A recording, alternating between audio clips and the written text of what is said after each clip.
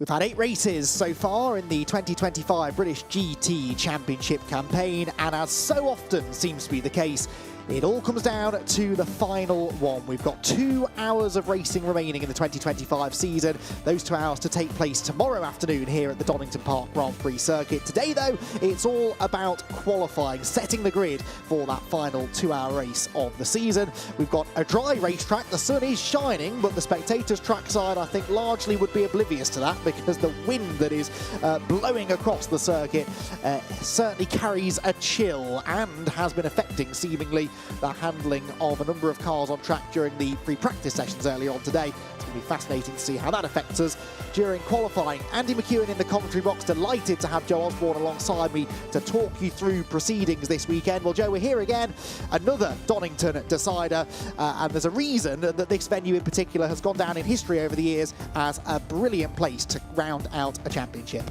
Yeah, naturally leading to some amazing racing, some exciting overtaking around the 2.54 kilometre layout here. 12 corners, the big overtaking spots, turns 1, 4, even into 9, 11 and 12 we're seeing now with these modern GT3 cars. But that wind is blustery. We're seeing up to 20-mile-an-hour gusts, which is a big variance for the drivers taken to the track.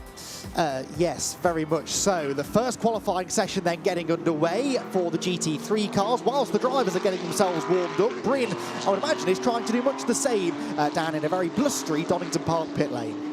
Yeah, I've just been doing my stretches. I'll give you a quick update on GT3 and GT4. I know GT4 qualifying is coming up in just a moment, but I've been up and down the pit lane talking to a few drivers. The number 12 car just up the right-hand side from here, up the right-hand side from us here, that's Seb Morris and Ed McDermott.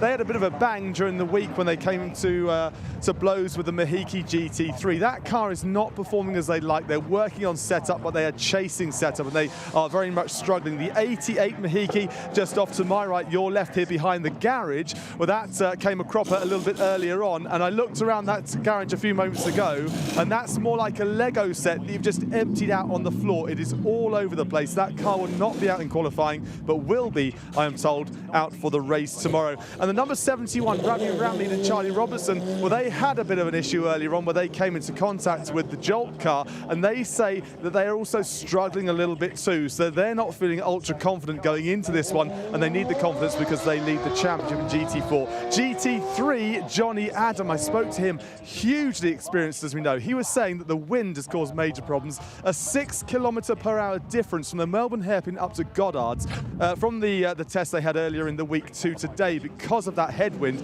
And he said that's causing a tailwind with all of his experience is something he's not really experienced before. He said it's so different when it's a heavy tailwind to a heavy headwind, and it's very hard to judge. So this is going to be a very lively qualifying session.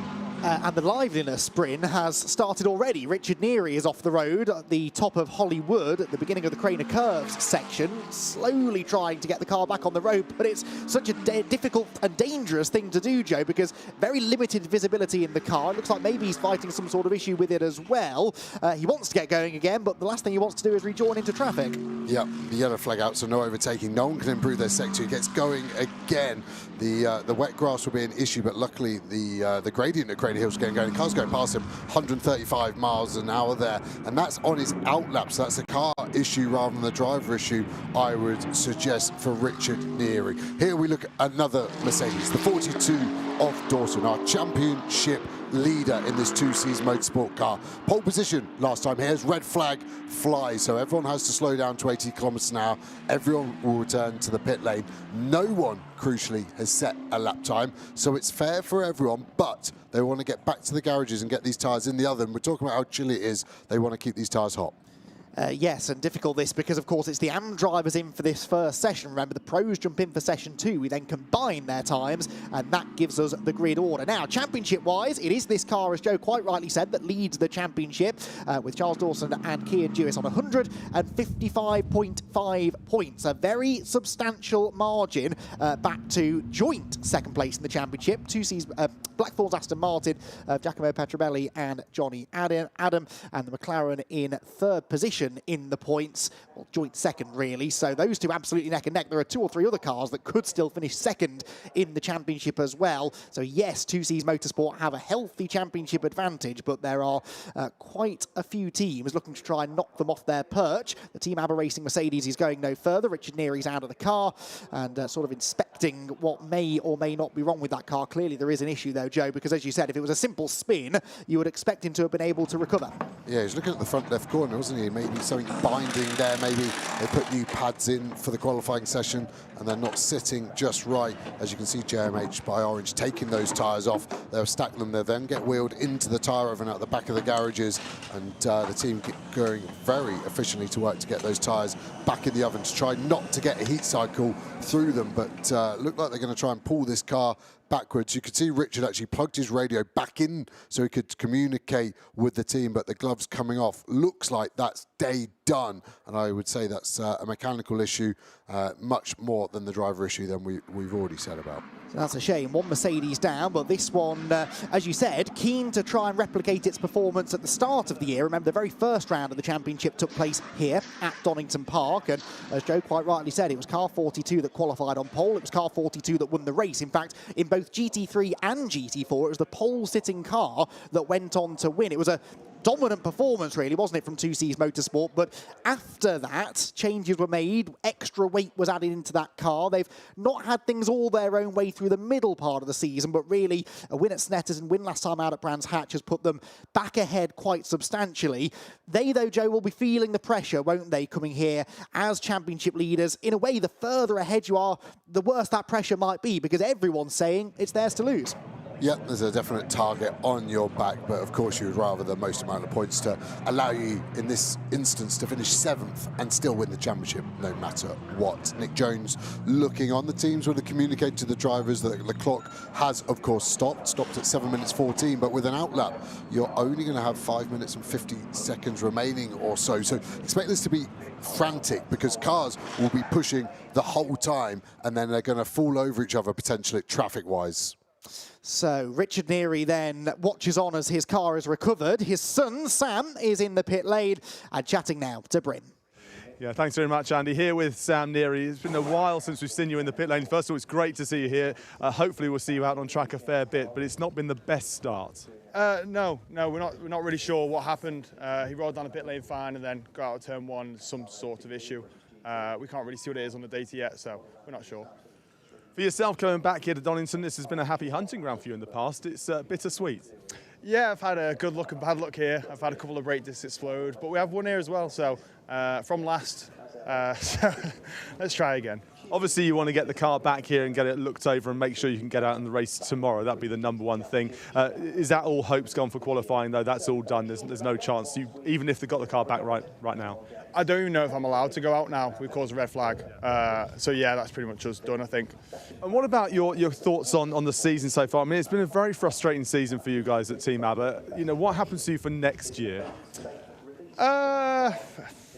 I don't know. I don't know what next year holds yet, so we'll find out. You've still been racing in Europe, so you've been able to get out in the car itself. I mean, 2025 hasn't been a completely dud year for you then?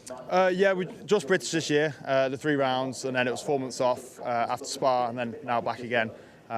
So looks continued this year. So yeah, we'll see how hopefully the race goes well, but we'll see. Well, hopefully we'll see you back out in the car tomorrow. That'll be the main thing. But a simple fix for you, Sam. I know you're disappointed, but thanks for talking to us. Yeah, no worries, Saul. No worries. Thanks, mate.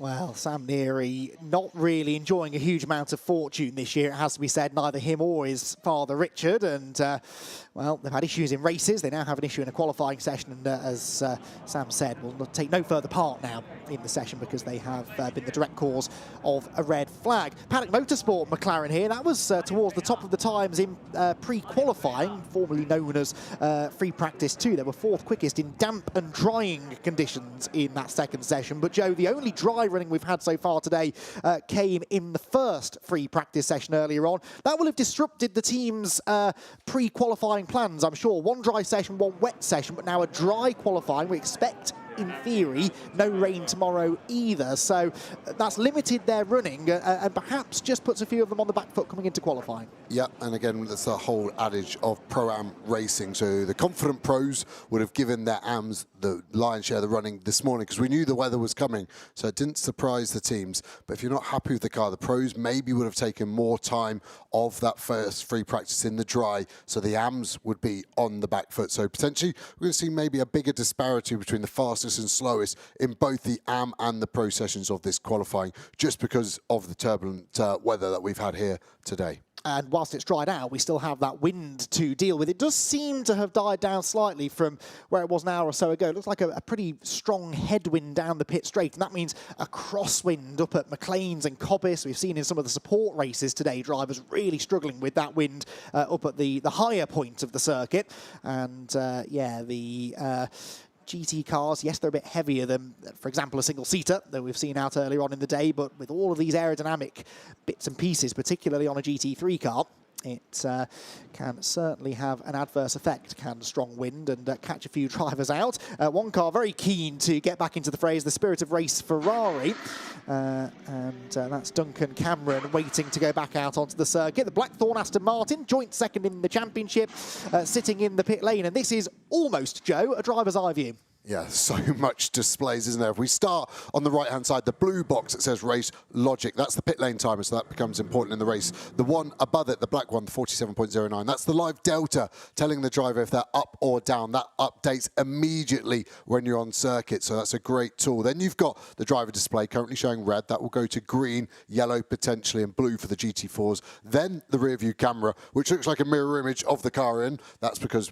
Blackthorn have got two cars this weekend. That's the Darren Long currently driven car. And then on the dash, we could see some of the tyre pressures on the right side. Now, Pat Trebelli obviously knows we're watching and is just trying to subtly block that. But always great insight to show what the driver has going on in front of them. You can see the steering wheel as well. The two large dials will be changing the ABS traction control as Morgan Tilbrook, another potential championship contender, rolls down pit lane to be fourth in that queue. Yes, that is the car that is tied for second in the championship with the Aston Martin on which we were sitting on board just now. Those two tied for second, and they are then 8 points ahead of Maxi Gertz and Kevin Say in the second 2Cs Motorsport Mercedes. So it's really a sort of three-way fight, four-way fight actually for second, because Hugo Cook in his Barwell Motorsport Lamborghini, winner at Alton Park earlier on this year, is also in that battle. Now, remember, when we get into the race tomorrow, we'll have a mandatory pit stop for all teams,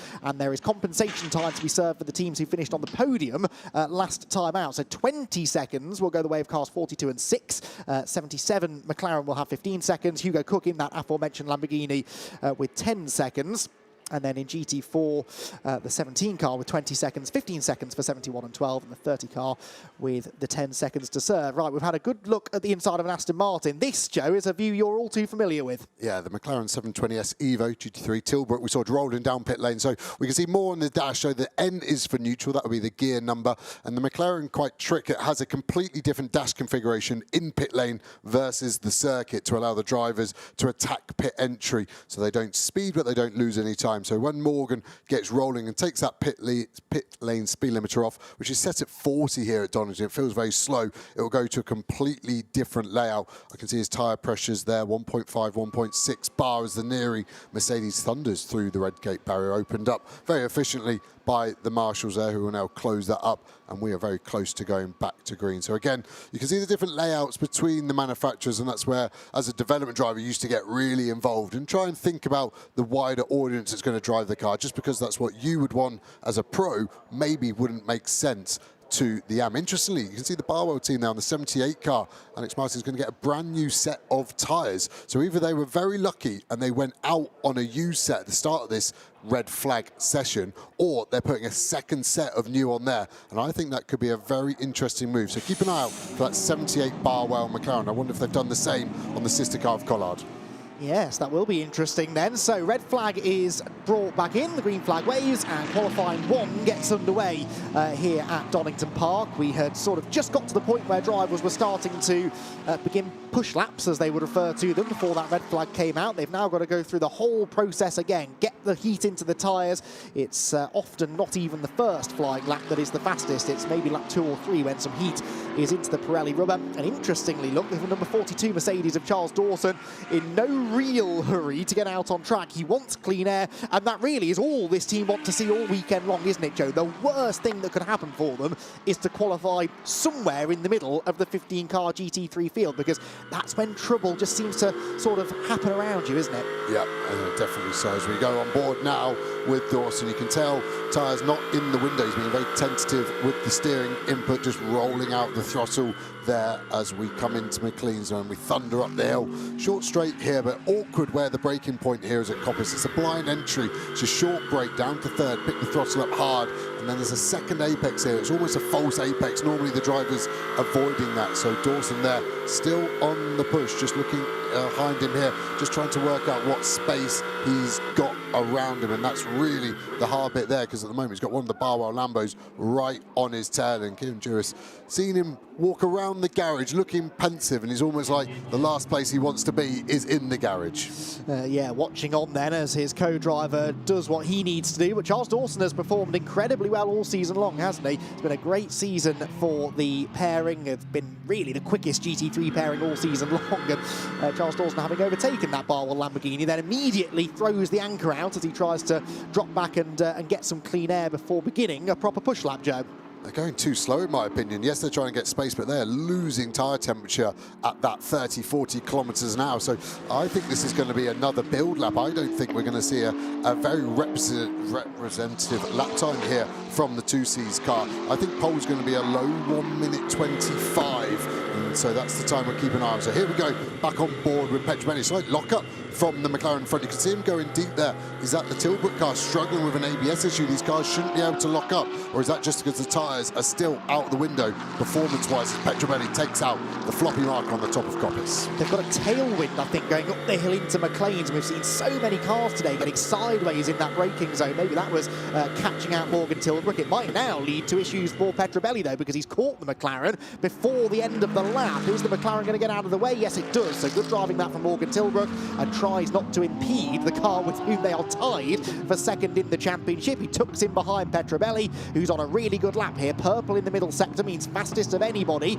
It is Rob Collard in the Barwell Lamborghini #1 who set the fastest first sector time, but we're about to see our first really representative lap times coming in, and Giacomo Petrobelli will be among the first of those to cross the line and set a lap time. Nick Jones fastest at the moment. Petrobelli will beat him, but keep an eye on Rob Collard, car #1, heading down into the Melbourne hairpin. There it is on screen, Joe, absolutely flying. Yeah, you can see the car looking good, under braking into that huge stop into the Melbourne hairpin. He is purple and purple, but the lap time's still not really firing up.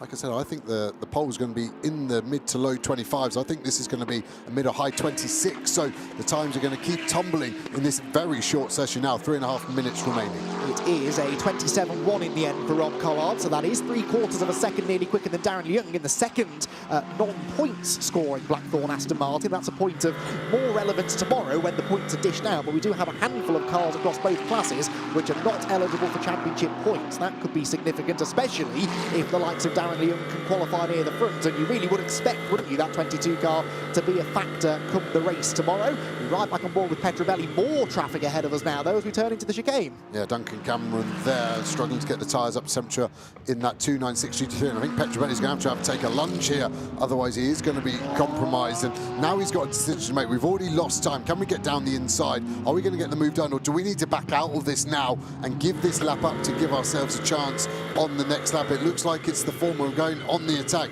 Cameron has given us space. That's very lucky. You can see on that delta time I was talking there, we're still 5/10 up, so this will be a slight improvement from Petrobelli, but still these lap times don't seem to be falling quick enough. No, so Petrobelli goes second, but yes, only half a second gain, whereas he could have gained more, you would argue, had he not encountered the Ferrari at the end of the lap. Darren Young, his teammate for the weekend, goes third, so Blackthorn Aston Martin second and third provisionally, and Andrew Howard fourth. So we see this often, don't we? The front engine cars, particularly the Aston Martin, seeming to go well here at Donington Park. Of course, it was a front engine Mercedes that won here at the start of the year. That particular car only 5th quickest for now. Yeah, and Dawson's still struggling to really get anywhere near the performance we've been seeing from him, and that last lap was a real slow lap. So again, just trying to find some space as we fly through credits. Listen, is he flat? He is flat, but staying in 5th, grabbing 6th quite late, and I feel he's dropping out the torque of this big Mercedes V8 engine. Very legal on the exit of the old hairpin as well. Are we starting to see the tension, the pressure getting to Dawson? Remember, top 7 finish will guarantee them the championship. They are 5th at the moment, but there are still other cars, I think, behind them improving in the sectors. Petrobelli's on another good lap as well, and hopefully traffic-free this time. Morgan Tilbrook, fastest of anybody in the middle sector. Haven't really seen the best yet of that 77 McLaren, but now it starts to find some speed. We could see another shuffle of the order, I think, the next time the cars come through. We've got just under a minute and a quarter of the session to go. Petrobelli inch perfect through the chicane, and we'll look to try and complete the lap in strong fashion. In fact, there is Petrobelli across the line. It is an improvement, but stays second. Who else behind might be going quicker? Well, there went Tilbrook, only 8th in the end, so the McLaren seemingly not really on form. Here is Dawson, and Hijo is also improving slightly. Yeah, ever so slightly. We've caught the back now of the paddock McLaren. Snap of oversteer there for Dawson. Everyone's on to their last lap now. Everyone's going to take the checkered flag next time by. Kieran Jules looking on. It is an improvement. It's up to second. Good lap from Dawson on a car that's not looking easy to drive right now. No, and could he now go quicker with even more heat in the tyres, or is that Paddock Motorsport McLaren perhaps going to scupper his plans as we see the Barwell garage preparing for the second part of the qualifying session? Hugo Cook will jump in to the car that currently is fastest. Remember, it's the combined times across both sessions, so yes, it's good for Barwell that they've got a car on provisional pole at the moment, but the second driver has to do the job as well. Still the potential for some improvements in this session, although Petrobelli not actually improving. He's closing in slightly now on the Porsche ahead of Nick Jones, which sits 10th on the current times. Does that blue and black T Parker racing machine, which backs right out of it and opens the door for the Aston Martin into the last corner. Yeah, the Delta ruining the surprise at the moment. We're 1500ths up. Gained a bit of time there, but this lap time is down. He's going to finish, but it shouldn't be an improvement based on the technology. And you can see the option McLaren facing the wrong way on the back straight. Halfway down the back straight, that's a very odd place to end up pointing the wrong way, isn't it? So something very odd has happened to Mike Price there, and that will bring out a yellow flag. He's busy recovering that moment up at the top of screen there as the rest of them file through at the end of the lap. I don't think we're going to see any major improvements this time around. Rob Collard still pushing on seemingly in the Barwell Motorsport Lamborghini for so many years. Donington Park, there was a Barwell Motorsport curse at Donington, wasn't there? And then they finally won a championship at Silverstone of all places, and now they just seem to have shaken that off. A good final sector there from the Lamborghini, a fastest outright final sector, but no improvement in time. So at the moment it is Barwell Motorsport from 2C's Motorsport from Blackthorn, your top 3, and then the Beach Dean Aston Martin. A really solid performance that from Andrew Howard, getting back to something close to his best maybe there with a top 5. Yeah, and Topham there getting inside the top 6 late on. Didn't see much from that car in the end, but good to have Topham back in the championship.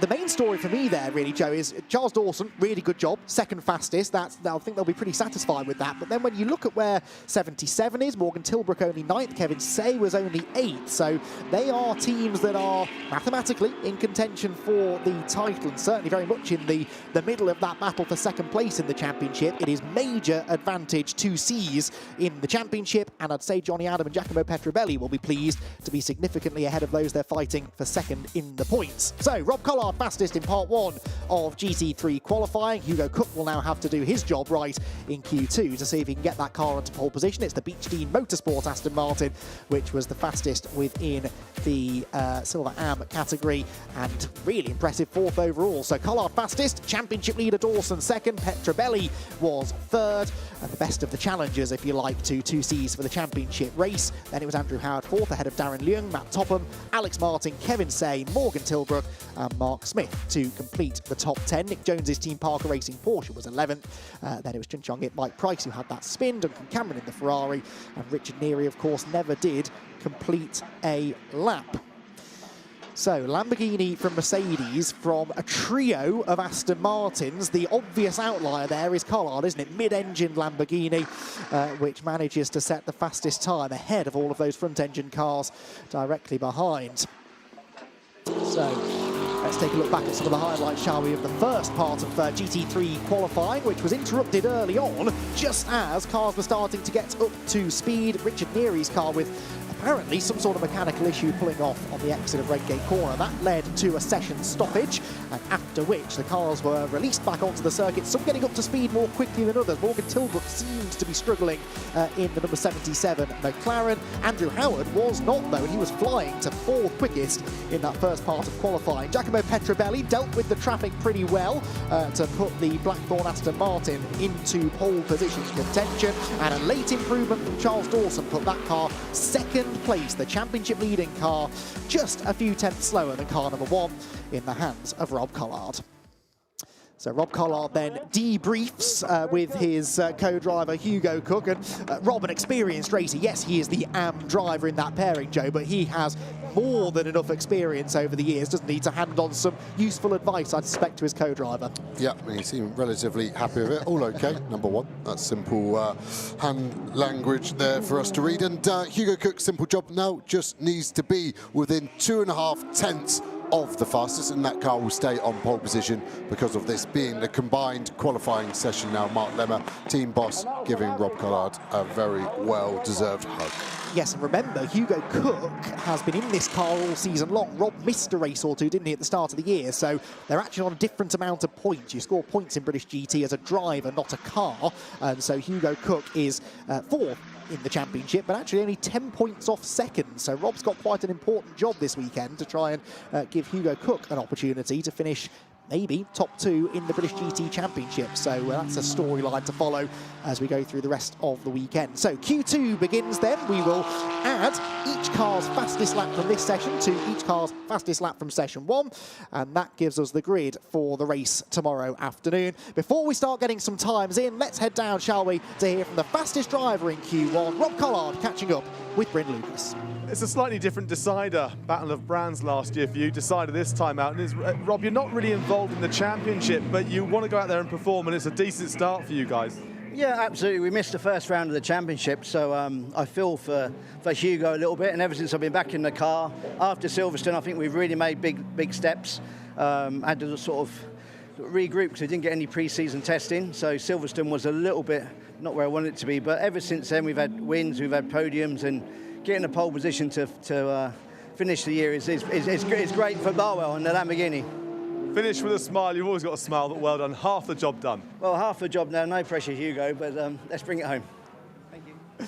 Yes, Rob Collard can sit back and relax to some extent. Race winner at Alton Park earlier this year were Hugo Cook and Rob Collard. They've had 3 third-place finishes since then, 1 at Spa, 1 at Snetterton, and 1 at Brands Hatch. So each of the last 3 events, they've had a 3rd-place finish, but would love to round their season out with win number 2. Now, number 42, Joe Osborne, is not on the track right now. It is one of very few cars yet to head out. In fact, both 2C's Mercedes leaving this a bit later. If this were the AM session, I'd be a bit more concerned, but the pros, they tend to get themselves up to speed quite quickly. They don't necessarily need the full 10 minutes. No, but an interesting time selection to release these cars into the middle of the pack. Sometimes you do hold to find a space, but they either decide there isn't a space, which I think there is at the moment at turn 7, but they've decided to release them, I think, into a tough area for those 2 drivers of, gosh, look at the snap for Tom Wood of oversteer there. This track is very green, isn't it? The rain we've had has washed all the rubber away, and we're seeing a lot of these cars starting to slide around. Now, I think this is going to show us quite a difference between the pros. Sandy Mitchell here will be fancying his chances. His teammate Martin was down in 7th after the first session. What can Mitchell do? He's got to do a big job, but I think this car's got a chance of being inside the top 3 by the end of this session. At the moment, Sandy Mitchell on it, 2 purple sectors. Yeah, they're about 9 tenths off pole position after session 1. Bear in mind, it's their sister car that went quickest in session 1, so that will be disappointing for them. Sandy Mitchell, though, trying his very best to do something about that. You can just see the body language of the car. You can tell when the pros have jumped in, as high a standard as the AM drivers operate these days. The way that a professional GT3 driver can wrestle one of these things around such a spectacular circuit as this is a real treat to be able to witness. Right, what is the benchmark time then from Sandy Mitchell? It is a 1:25.788. We haven't yet had a lap time from everybody, so I won't bother going through the full order, but the timing tower on the left-hand side of your screen, that is the combined order. So once everybody has set a lap time, Joe, that will give us an idea of what the grid will look like. And yeah, Sandy Mitchell now starting to unlock some pace in car 78. Yeah, and Jewis now starts his first fly. He hasn't got a huge amount of room around him. We've got Nick Yellerly just behind Johnny Adams, the car in front of him as well. And it's seemingly annoyingly, 2Cs have put some kind of film on their screens, haven't they? We can't read into their data too much. It's a good turn one for Jewis. The sector ends very quickly here. You can see a 19.2. That's Sandy Mitchell's time. We cross it as Tom Wood. We saw a Larry car. Wow, that was a interesting rejoin there. And that car's going to be right in front of us now, spraying gravel. And maybe that's why we ran wide. We were slightly distracted. It's a good sector one from Jewis, but now he's got to get around this beach team car of Tom Wood, who's just had that off at the bottom of the old hairpin. We've had a good sector time for Marvin Kirchhoffer on his previous lap. Huge slide there for Kian Jewis. That's that part of the circuit, Joe, where the wind is at its most ferocious, and even in a big, heavy GT3 car such as this, it will have an effect. It's having a huge turbulent effect, isn't it? I think that, added with the lack of overall rubber put into this surface because of the rain that we were talking about, it's making this hard work for the drivers. Tom Woods in the Tokyo Drift Championship,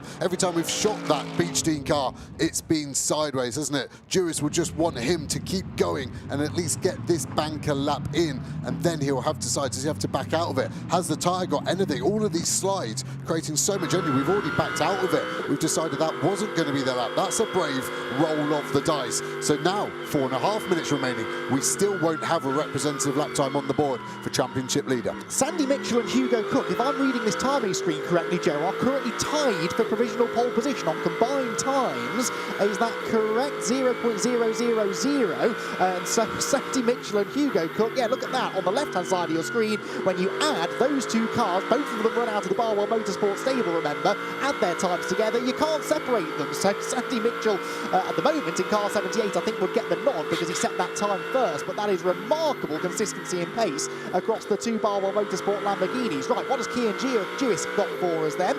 Out of the right-hander at the old hairpin he goes. It's a personal best sector one, but a fairly low bar to aim for so far. We'll see how the rest of the lap goes, as there Hugo Cook, well, needs to find 1,000th of a second improvement to grab pole. He's improved his sector one at the moment, so this has got a good chance, and it'll be interesting to see the communication from the team because they're even, so he's got to find some time. Will they tell him how much they need to go? It's looking scrappy here, isn't it, at the moment for some of the drivers? Missing apexes, cars sliding everywhere. They're going to be working these tyres hard, like I've said, but the mistakes will go up. Are we going to see some more trips through the gravel trap? Marvin Kirchhoffer has been a man in form this season in that McLaren, but yet isn't really able to overhaul. As you can see, the slapping of the tyre wall from Hugo Cook. So no real improvements coming in this time. Cook actually a personal best in sector one, in fairness, on this lap. So Hugo Cook, it was all right, but no, on the bottom of the screen it says otherwise, doesn't it? So Hugo Cook then not actually finding the chunk of time that he really needs on this lap. He is 5th quickest within the session. And as we've said, that is now joint pole position, or joint fastest on combined times. You can't be joint pole position, of course. It would be the 78 car that would end up on the front of the grid. So Hugo Cook goes for another lap. The trouble is, though, Joe, they've likely had the very best from the tyres, and even the very best GT drivers in the world will now struggle to go any quicker, won't they? Yeah, that is the big problem, and we're getting track limits, and that was this car, wasn't it? That was the car he pushed. We said he was rolling the dice. He hasn't got a representative lap on the board yet. He's down in 10th position in his session. So on the combined times, this car is now down in 7th place. Yes, and on combined times, 3rd place at the moment would belong to the Blackthorn Aston Martin, which is really their nearest rival at the moment in the championship. Johnny Adam has put in a reasonable lap, 6th quickest within the session, to put that car, well, it was 3rd, it's now 4th, because Marcus Clutton improves in the 67 McLaren, which is also on my list of cars that won't score points tomorrow, but will still very much be a factor for podium places. Right, improvement in the middle sector for Jewis. Joe, he has to improve. The one place we said they didn't want to be qualifying is mid-grid, and that's exactly where they find themselves. Yeah, smack bang in the middle. This will be an improvement for Jewis, but it's going to have to be a super sector 3 to be a lap to really make any difference. He needs to find 4/10 to get up to 6th. He crosses the line now. Where does he go? He goes 4th. It was a phenomenal last sector, and it was a great lap from Kieran Jewis, and that's exactly what they need. Second row for that car now. And back ahead of car 7, crucially, so they're ahead now of their certainly 2 nearest championship rivals as Hugo Cook improves. Hugo Cook finds 0.2 of a second, a personal best, sector 2 and 3, to put car number 1 back on provisional pole position. That came late in the session as Kieran Jewis struggles to find any more time in his 2Cs Mercedes. Hugo Cook finds a chunk in the Barwell Lambo. Yeah, great job by Hugo Cook to get pole position. Again, the car's just so loose. We can deal with this in qualifying because we're low fuel, brand new tyres. But the drivers will be pulling their hair out if this is the balance for the race tomorrow. To have to do this for an hour for each of the drivers on high fuel at the start, then old tyres at the end of the stint. This is going to be very interesting. All the cars seem to be handling really poorly around this Donington circuit. Yes, some of that wind, some of it, as you said, the lack of rubber in the circuit, some of it just the pressure of trying to get the absolute most out of these cars in a relatively short 10-minute session. Still very much pushing on here, isn't he, Hugo Cook, although not improving on this lap. Hugo, not a particularly experienced pro driver compared to some of the other real star names in the British GT Championship these days, but he's certainly made a name for himself in 2025, and he is continuing now to demonstrate why that is in what has been a very impressive qualifying session for the number 1 car. So they were fastest in session 1. They are not actually fastest in session 2, only 6th quickest for Hugo Cook, but it's enough at the moment, it would seem, to get them pole position. He crosses the line, sees the checkered flag, does not improve. There is a chance, though, that Marcus Clutton could still find some more time. There is Marcus. Well, it's all gone wrong in the middle sector. He was 0.3 up in sector 1, 0.6 down in sector 2, which I think tells the story, Joe, of the inconsistency we've seen across the session. Yeah, massively so, but it's still been a phenomenal session from Marcus. Second fastest in this session, fastest McLaren. Callum McLeod as third, second fastest McLaren, both ahead of Kirchhoffer. He's the car you saw diving to the pit lane in front of Hugo Cook. So it's been a tough session for them. Clutton's going to finish the lap, but this will again have to be a mega sector 3 to be an improvement, and it was, and that's that inconsistency. Lost so much time in the middle sector, but a great sector 1 and 2, and it was still a strong lap. I don't know what the exact set of circumstances are that we've got here that is leading to such unpredictability, but I'm certainly not mad about it. This is adding to the drama of this Donington Decider weekend. Rob Collard absolutely delighted, of course. What a performance from the number 1 Barwell Motorsports squad. They provisionally then will line up on pole position for the final round of the British GT Championship. We still have GT4 qualifying to come, remember, so don't go anywhere. That is an even closer championship battle. In fact, it's basically winner takes all in GT4, so stick around to see how the title contenders get on in their part of qualifying. For now, those celebrations most definitely down at Barwell Motorsport. Rob Collard can't stop grinning, and it's really nice to see that smile on his face at the end of a season that hasn't yielded another championship push for the reigning champion, but he is, as I said, still in a position to help his teammate in his quest to move up the championship table. 2Cs, I think they will be probably heaving a little bit of a sigh of relief there, Joe, because a couple of minutes from the end of that session, things were not looking all that rosy. Now, 4th is okay. They're not on the front row, which ideally is where they'd like to be, but it's an awful lot better than 7th or 8th. Yeah, and they think they're okay with that, you would say, from their facial experience. Kevin Say, nearer in the shot, seems to be going through data already with the engineers, not happy with something. Well, Motorsport will be happy, though. They topped the times in session 1 and on combined time, so pole position belongs to car number 1 at the final round of the championship. Beechdean Aston Martin's second session didn't go quite as well as their first, but they will still line up 5th overall and at the top of the silver AM category. So, Barwell Motorsport 1-2 with Hugo Cook and Rob Collard getting the nod by 0.2 over Sandy Mitchell and Alex Martin. Marcus Clutton and Matt Topham will start 3rd, not scoring points, but very much gunning for a win. And then the championship leaders, Jewis and Dawson, 4th. Tom Wood and Andrew Howard, the top silver AM car, was 5th ahead of Johnny Adam and Giacomo Petrobelli, 6th. 7th for Maxi Gertz and Kevin Say, and 8th Marvin Kirchhoffer and Morgan Tilbrook. Those 3 cars, 7, 18 and 77, are 3 of those cars in that almighty battle for 2nd in the championship, and they all start together. 9th then for Team Parker's Porsche, with the 2nd Blackthorn non-scoring Aston Martin in 10th. 11th for Paddock Motorsport. 12th was the Optimum McLaren. 13th for the Bridger Motorsport Honda. The Spirit of Race Ferrari was 14th. And of course, Team Aber Racing taking no part essentially in qualifying after Richard Neary's mechanical issue in Q1. Well, an awful lot to unpack at the end of that first half of qualifying. We, as I said, do still have GT4 qualifying to come up next, and that, I think, could be even more dramatic in some ways, with a championship battle that is on an absolute knife edge coming into the final round. So GT3 qualifying then concluded with the pro drivers jumping into the cars and immediately finding out for themselves just how tricky the track conditions were. The number 3 McLaren had already had a rotation at the end of the previous session. Our number 42 though, now in the hands of Kia and Jewis, was in a potentially precarious position, having bailed on the first lap of the session, then had a lap time disallowed. They found themselves very nearly lining up in the middle of the grid before a late improvement to 4. SRO Motorsport though, they were the headline story, with the 78 and 1 cars both run out of their stable, tied for pole position for much of the session before that late improvement for Hugo Cook. So it will be a Lamborghini 1-2 in the GT3 grid for tomorrow's race, but the championship leader Charles Dawson and Kian Jewis, I think, Bryn Lucas, will be reasonably satisfied with 4th place. You'd think that, but looking at Charles, you were looking, now there's a wry smile, but you were looking a bit frustrated. Yeah, I think we were kind of hoping to get the car on the front row, had the pace all through the last few days.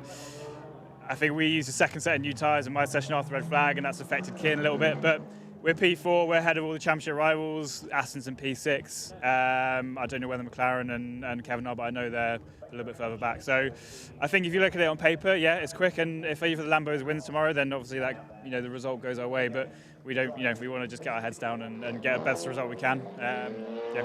Your rivals are 6th, 7th and 8th, so you've got a bit of a head start there and a huge points advantage, but it's easier said than done. You've got to get a clean race in there, starting in the middle of the pack or near the front. That's not ideal. Yeah, well, we'll see what we can do. Outside of turn 1's not a terrible place, so I think if you look at the history, there's been quite a few moves made there, and I don't know who's on my inside, but I saw the McLaren in P3, so fair play to them. We just got to try and latch onto the Lambos tomorrow, build a gap, and hope there's no safety cars too close to the pit stop, and yeah. Job done. Rest up. Cheers. Thank you. Just as easy as that. Well, I don't think it will be all that easy, will it? 2 hours to decide that championship tomorrow. Now, if you thought GT3 was tense, well, GT4 even more so.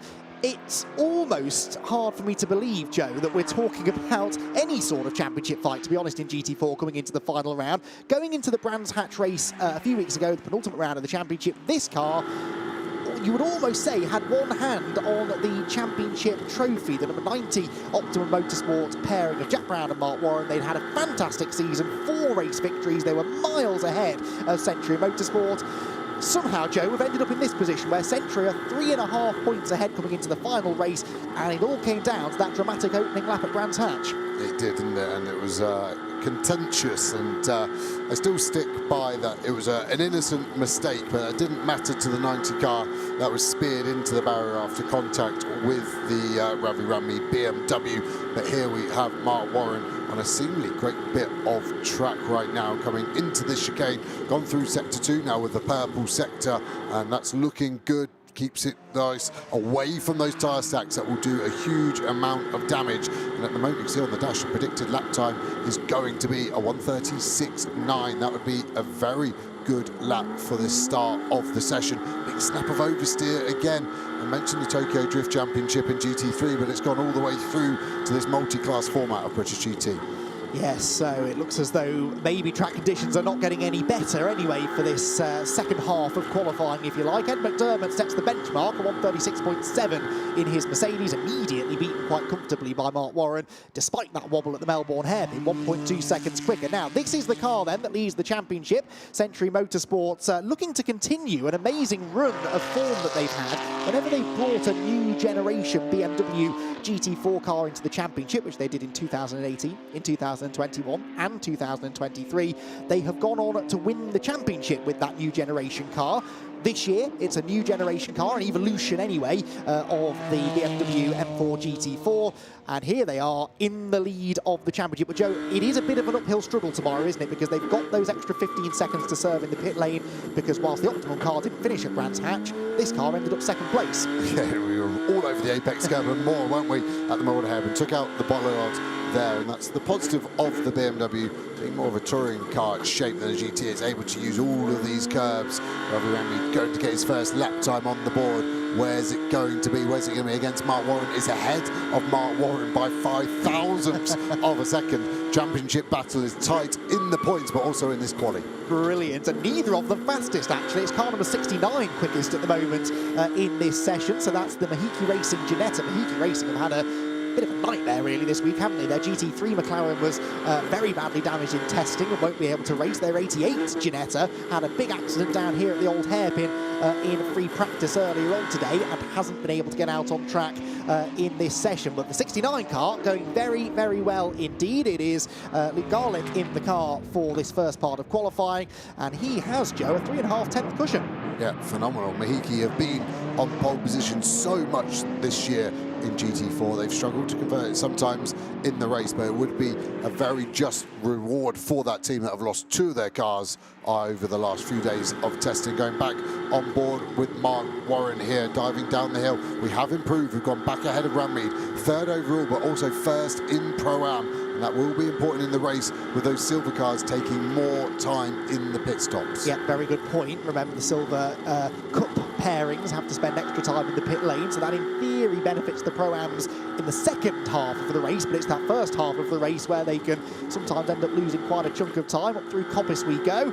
Warren not improving on this particular lap, so in fact not many people are really. Only Garlick and the second quickest driver in the session at the moment, Harry George, are improving. So that Ginetta and that McLaren setting personal best first sectors. Everybody else behind really now seemingly having peaked at the very beginning of the session. There you can see bottom left-hand side of your screen is Luke Garlick's better first sector. Mark Warren, though, pace seemingly evaporating. Yeah, we've backed out of it, so I expect this to be a slow sector 3, let the tyres and brakes get a bit of air and chill, and then another push, and if we can't improve on the next push, expect a box. And I think that's probably the likely story. Mark has done such a good job. He's peaked the tyres, and his teammate here, Harry George, in the sister Optimum car, the 17 car, good sector 1, not a great sector 2, but we're still pushing on. So Harry George is going to try and finish this lap to see if he can do anything about trying to claim the pole position. Quite important really, isn't it, to see what the teammate cars of the championship contenders can do, because Optimum and Century both have 2 cars in the GT4 field that are not in title contention.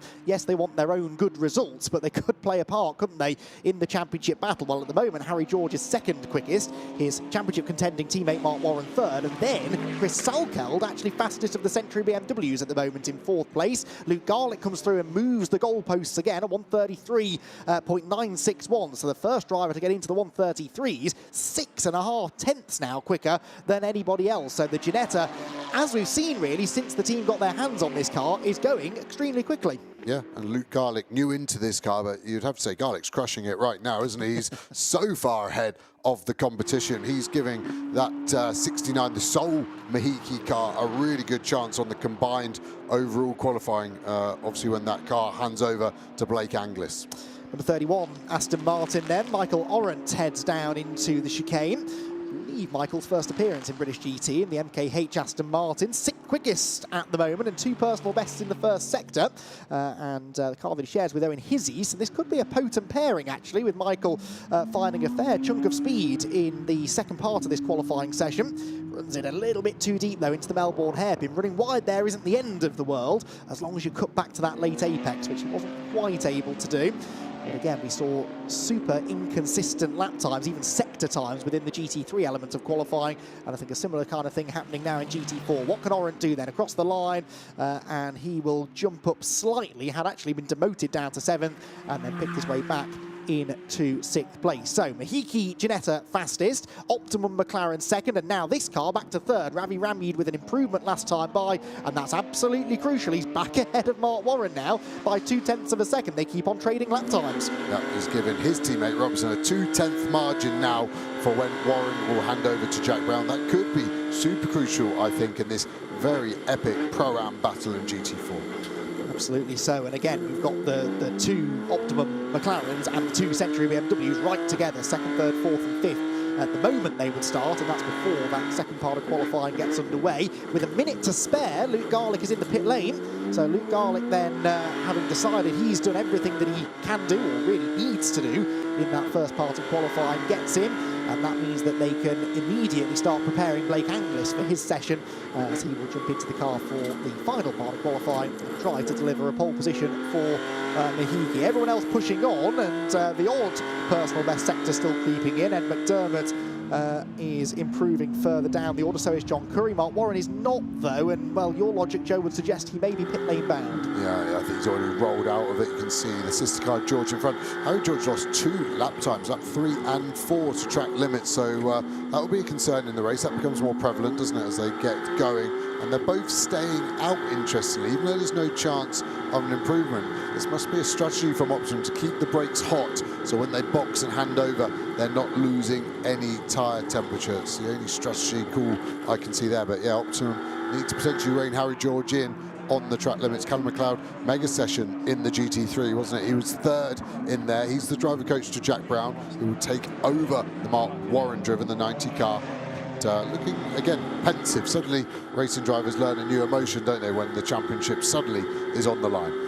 Yeah, there's a lot of interest, isn't there, up and down the pit lane being directed upon this GT4 battle, and really great that we've got such a close championship fight going into the final round. There's Chris Salkeld. Well, he was for a while the quicker of the 2 Century BMWs, but Salkeld slips down to 5th in the session by the end of it. Only about 3/10 slower than his teammate Ravi Ramjeet, though, and that will be a little bit more encouraging for Chris, who I think it's fair to say, Joe, has had a slightly challenging season so far. He is in contention for the GT4 Silver Championship. Harry George and Luca Hopkinson in that other Optimum McLaren, 11 points ahead. So that raises an interesting question. I've been sort of picking up this story of, well, you know, the teammate cars for Optimum and Century, they could try and help the championship contending cars, but they've got their own championship battle as well.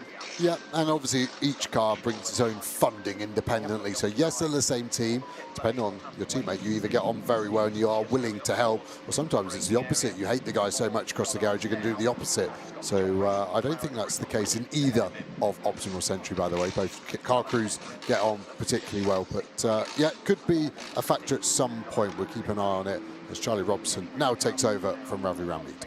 So we'll see what Charlie Robertson can do then. Second drivers jumping in, and unlike GT3, where the majority of cars are Pro-Am pairings, in GT4 we have an awful lot more of these Silver Cup entrants, so it's not necessarily a pro jumping in for the second session, but a second silver graded driver, and then the pros to jump in for the Pro-Am pairings. There is that 69 car then, so that is Blake Anglis now being bolted in. That is one of those Silver Cup pairings, and Garlick, well, 6/10 or so up the road, and that is looking pretty good, isn't it, in their quest for pole position. So fastest overall and within the Silver Cup was the Luke Garlick-driven Mahiki Janetta. Century Motorsports' Ravi Ramjeet was the quickest of the Pro-Am cars, 3rd overall, crucially ahead of title rival Mark Warren. So Garlick, George, Ramjeet, the top 3 in that first part of qualifying. Mark Warren was 4th, about 0.2 of a second or so slower than his title rival Ravi Ramjeet. Then it was Chris Salkeld ahead of Ed McDermott and Michael Oren, with John Curry in 8th. Quickest in the session, and then finally it was Rupert Williams in the Jolt Racing McLaren that rounded out the 9 runners. Bryn Lucas down in the pit lane. Who have you got for us, Bryn? Yeah, thanks, Andy. Luke, what a lap that was. 6/10 up. It's a pretty good start and a decent weekend for a team that need a decent weekend. Definitely so. I'm very glad I pulled off the result, and yeah, I put Blake in a good position, and hopefully we can fight for the pole and we're in the conversation.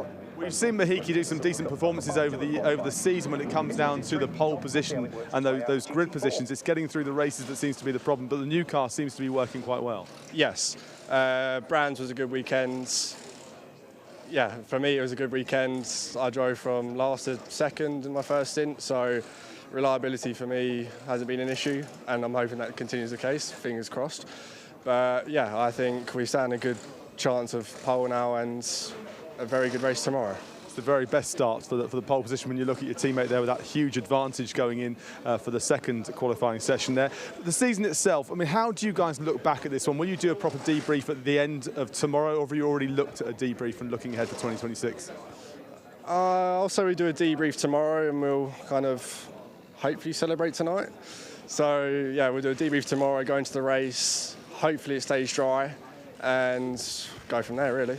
As Joe Osborne said in commentary, Luke Garlick crushing it. Well done. Thank you very much. Yes, thank you, Prim. Well, Luke Garlick, I think is happy with how his qualifying session's gone, and already looking forward to the celebrations later on this evening, Jan.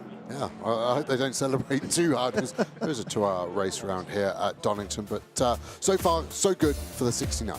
Yeah, absolutely, and well, Mahiki Racing, if they can convert this to pole position, we'll see it as a golden opportunity, really, to turn around what's been a very trying season. Remember, started with the Lotuses at the start of the year, which were quick but seemingly quite fragile. Then they switched to the Ginetta, found a bit more reliability, but the good fortune just hasn't been rolling in, has it, for Mahiki Racing? And they would absolutely love to finish the season off with a race win. All of this talk of Optimum Motorsport versus Century Motorsport, those two teams between them have won the last 15 GT4 races, all the way back to Alton Park at the start of 2024. And Mahiki Racing, surely the most likely team, you would have to say, to end that Optimum and Century Motorsport winning streak. So the 69 car then, which was the first car in the pit lane at the end of the previous session, is not, interestingly, the first car out at the beginning of the final part of qualifying. So to your point, Joe, that car's been sitting in the pit lane, everything, brakes, engine starting to get cold, driver sitting in the car waiting and waiting and waiting, and still they haven't sent it out. No, they just dropped it, I think, as we cut away. So they'll be about 40 seconds behind this lead pack, which is attacking the outlap. We see it in the hotter conditions. Sometimes the outlap, like Formula 1, they look after the tyre. They don't want to take any life out. But today, with the ambient being so low, it looks like most drivers are doing a pretty aggressive outlap. Jack Brown is one of those, weaving around in the Optimum Motorsport McLaren that he's taken over now from Mark Warren. Jack looking to become the first ever double British GT4 champion. That's partly, I suppose, because drivers often move on from GT4 into GT3. We've had a few drivers that have stuck around for a while in GT4, though, and never been able to win 2 championships. So Jack Brown aiming to do that this weekend, and knows that he's now got to try and overcome that 0.2 of a second deficit that car has after the first session. To the 71 BMW, which is now in the hands, of course, of Charlie Robertson. So it's now Robertson versus Brown, and this car needs to find just over 0.2 of a second over the BMW to leapfrog ahead of its title rival. 0.2 around here, though, especially given seemingly how difficult it is to hook up consistent lap times, that's doable. Yep, definitely so, and very different cars as well, the BMW and the McLaren, so that makes it easier in some regard that you've got a different car to the car you're trying to overhaul. So we're going to get a good slingshot out the last corner, open the corner up, so you can carry more speed. You cross the line now, you carry this extra speed all the way to turn 1 as you set up this qualifying lap into Redgate. Use the pit exit just to open the corner up ever so slightly. Down to 3rd gear, use lots of the apex curb there. Be careful of the track limit sensor on the exit. All good for Jack Brown. Now down Craner curves, full gas, up to 5th gear, 120 miles an hour, 130, 140 into the left part. Now hard on the brakes for the old hairpin. Down to 4th, this is quick apex speed here, 90 miles an hour as the bollard's being removed again. Clear of the track limit sensor on the exit, flying through these 2 flat-out kinks as you set the car up for McLean. It's important to keep the car to the left, get the car in. It's a late apex here, so you don't want to turn in too early. We're early on the throttle, confident in the car, and the balance looking good so far for Jack Brown. Into Coppice, over the crest,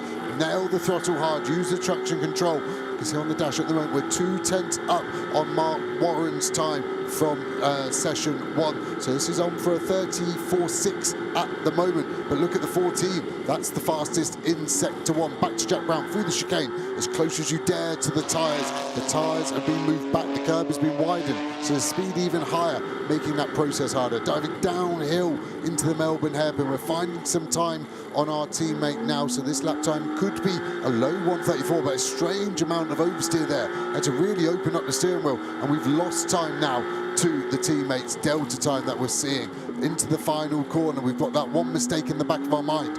Need to forget that, open the steering so the car can accelerate, push to the line, and what we're going to see from Jack Brown, it's a 134.6. I think there's still some more time in this car. Yeah, and we saw Mark Warren sliding at the Melbourne hairpin in his session, didn't we? So the McLaren not getting out of the low-speed corners quite as well as you might imagine. Brandon Templeton, though, in the car that was formerly driven by Chris Salkeld in the first part of qualifying, is absolutely flying. Fastest of anybody in Sector 1, personal best Sector 2, and then drops half a second in Sector 3. That's been the story of the afternoon, really, hasn't it?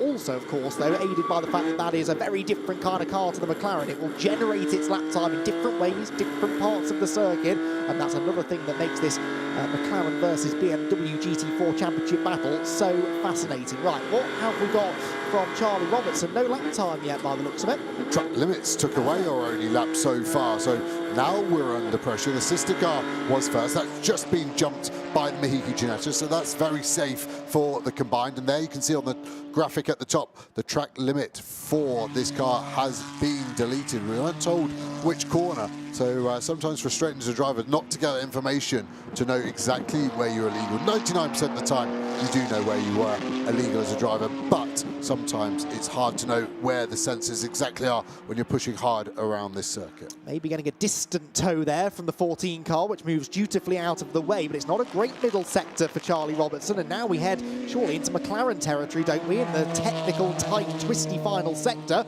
although we haven't necessarily seen that Optimum Motorsport McLaren handling these hairpins particularly well. Robertson then onto the brakes, into the right-hander. That looks a bit neater, certainly, than we saw from Jack Brown earlier on, but can he find the time required to get back ahead of car 90, which at the moment sits third on combined times? Again, you can see that order on the left-hand side of the screen.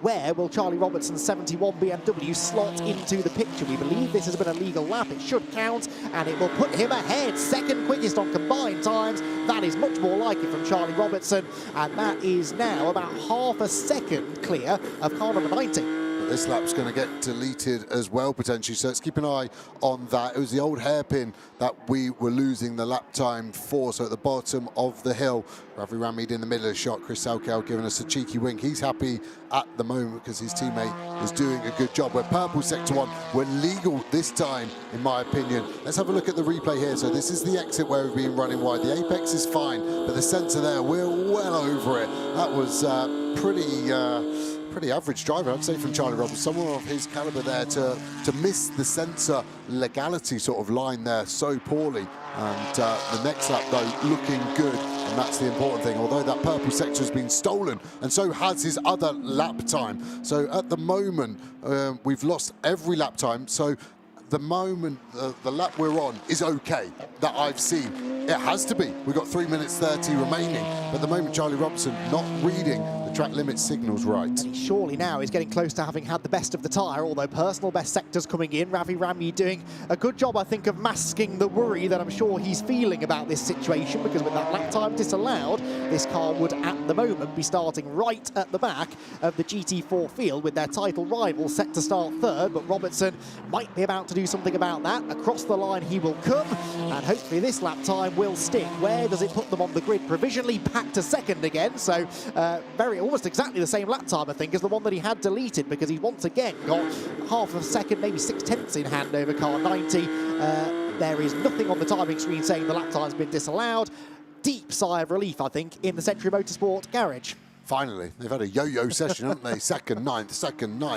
They're going to have arthritis in the wrist if they keep flicking it down there. But race control won't be happy. I also think as a driver, you make a target for yourself. If you're doing track limits that often in qualifying, suddenly you seem to get it more in the race as well. What can Jack Brown do? We've backed out of this lap at the moment. So again, just trying to get a second part of life out of these Pirelli tyres. And Seb Morris deciding there's no second life. He boxes fastest in the session for Seb Morris in the 12 Team Parker Mercedes. Although is that about to change, because Blake Anglis, who's only 0.003 of a second slower than him in this session, has just gone fastest of anybody in Sector 1. It's interesting, isn't it? This Ginetta, more than I would say any other car in the field, Joe, is able to find time deep into the session. This is this car's 5th lap. Most of the cars have done 4 laps over the course of the session, and this is one of very few pumping in these sort of sector times. Yeah, and it's a mega car, the Ginetta. It's light on its tyres, so it doesn't work them quite hard, and I think that really is why, to your point, why can this car keep delivering the lap times that it's able to, and still is Blake Anglis fastest in Sector 1 at the moment. He's only 0.003 off being fastest of the session. It's not going to be this lap, is it? 5.5 seconds lost. Have we backed out of it? I would suggest we have. We're safe as a combined pole. That's all that matters. Yes, Blake Anglis, for his own ego, would like it, but I think he's backed out of it, and Mahiki here looking like a very easy pole position in GT4. Yes, and sometimes the team don't like you to be be that much quicker than the opposition, because that starts to raise a few questions, doesn't it? So I think they'll be quite happy with the performance he's put in. 3,000s quicker in this session, but on combined times, nearly 8.5 tenths up on the Century BMW, which is going quicker. So Charlie Robertson proving me wrong, perhaps, and finding some late pace in the BMW. Now, they're already out qualifying their championship rivals, but if Charlie Robertson could get on pole position, that would be even better. I doubt he'll find 8.5 tenths, but could at least go some way towards securing P2. Yeah, it's a BMW race going on. The cars are drifting all the way around. And he's now seemed to have steadied the ship, the track limits, hasn't he? The fastest lap he put in of the session was legal. This one looked legal as well. Slightly down in Sector 2, but this is still a chance of an improvement. But he's really in no man's land improvement-wise. He needs to find nearly 0.3 of a second to go up on the combined times anywhere. I think this is probably more just for him to get his eye in for tomorrow's race and a serious assault on improving his qualifying position. Blake Anglis, by the way, had a lap time disallowed. I think that's probably why he backed off on that previous effort, as Jack Brown. So Jack Brown won't improve then, by the looks of it, well, he's just jumped into third on combined times and then had that lap time taken away. So that is significant, really. Would have been breathing down the neck of the 71 car, but the lap time taken away. Jack actually, I think, came through just before the checkered flag waved. In the pit lane already, though, is Blake Anglis, set to celebrate with the Mahiki Racing squad, who are just going to be keeping everything they've got crossed now, aren't they? That this weekend continues to go the way it has been. They've qualified well before, only to have penalties applied after qualifying. They've led races, only to have mechanical issues or accident damage that have taken them out. And they just want a trouble-free 2 hours of racing tomorrow. Start on pole, lead every lap, and claim finally their first race win in the championship. They've got the speed to do it in both drivers, haven't they? Because, okay, Blake Anglis was only second quickest in his session, but more or less matched the fastest driver, Seb Morris. And I think they'll definitely be feeling good going into the race tomorrow. Jack Brown, by the way, not improving on his next lap, so although he had time to do another lap, doesn't look as though he's going to get another quick lap in. So the grid, I reckon, is set with car 69 on pole, and crucially, Joe, Charlie Robertson overcoming those track limits issues, and Ravi Ramyeed overcoming his crash in free practice earlier on today to score a really important strike, I think, against Optimum Motorsport. Yeah, I think it'll be a deflated 90 car this evening, and neither of them did a bad job, Warren or Brown, but just not seeming to have the pace. Steve Lake there giving Anglis a hug. Team owner, good guy Steve Lake. He's had a hard weekend, the car being written off in Thursday testing. He was making the big step up to GT3 in a McLaren, so good to see Steve Lake hanging around to support the team. So, an entertaining set of qualifying sessions across both GT3 and GT4. And again, the championship battles take a few more twists and turns. We haven't even gone racing yet. 2 hours to settle the championships tomorrow afternoon. Fastest then on combined times, we will have the Mahiki Racing number 69 Ginetta. That will start from pole position with Century Motorsports, Ravi Ramyeed and Charlie Robertson getting the Pro-Am pole, and crucially, a front row starting position as well. This is how the grid lines up then. Mahiki Racing on pole position, then the first of the title contenders, that Century BMW of Robertson and Ramyeed, Seb Morris and Ed McDermott in third, ahead of Luca Hopkinson and Harry George, with Jack Brown and Mark Warren only fifth on the grid. They will have 2 cars between themselves and their championship rivals. The GT3 championship is far from settled. Tune in tomorrow afternoon to find out what happens at Donington Park.